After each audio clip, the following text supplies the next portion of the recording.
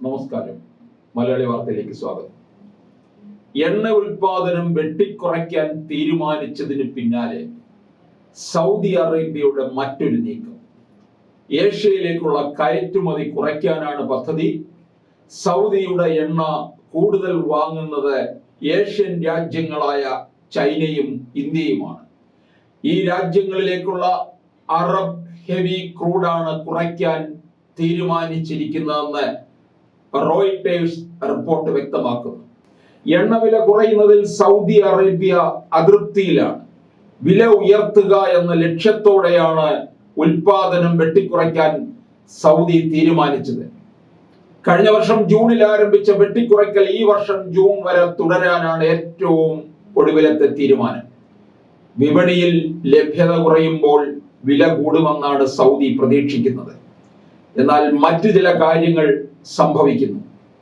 OPEC plus രാജ്യങ്ങൾ ഓരോ ദിവസവും 2.2 ദശലക്ഷം ബാരൽ എണ്ണ ഉൽപാദനം കുറയ്ക്കാനാണ് തീരുമാനിച്ചിരിക്കുന്നത്.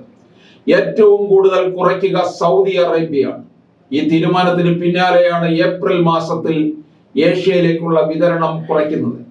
ഈ തീരുമാനമാണ് ഇന്ത്യയെയും ചൈനയെയും ബാധിക്കുക. സൗദി അറേബ്യ വൻ വീഴ്ചയില്ല, ലാഭത്തിൽ അപ്രതീക്ഷിത ഇടിവ്. ആ മൂന്ന് കാര്യങ്ങൾ: അരാംകോയ്ക്ക് ക്ഷീണം, സൗദി അറേബ്യ വൻ വീഴ്ചയിലുമാണ്. മാർച്ചിൽ ചൈനയ്ക്ക് സൗദി വിറ്റ എണ്ണ 47 ദശലക്ഷമാണ്.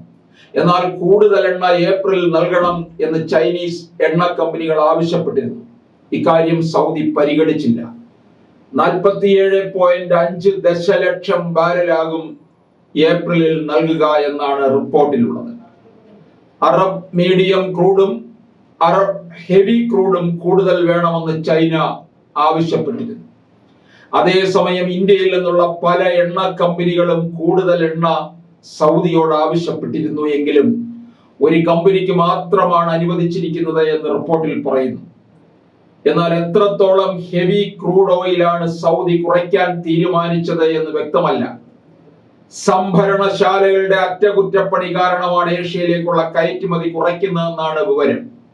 അതേസമയം ഉൽപാദനം കുറച്ച് വില ഉയർത്താനുള്ള സൗദിയുടെ നീക്കം നിലവിൽ ഫലം കണ്ടില്ല. ചൈനയിലെ ഉപയോഗം മാർച്ച് മാസത്തിൽ കുറഞ്ഞതാണ് ഒരു കാരണം. മറ്റൊന്ന്, ഒപെക് പ്ലസ് രാജ്യങ്ങളുടെ ഭാഗമല്ലാത്ത എണ്ണ രാജ്യങ്ങൾ ഉൽപാദനം വർദ്ധിപ്പിക്കുകയും ചെയ്തു.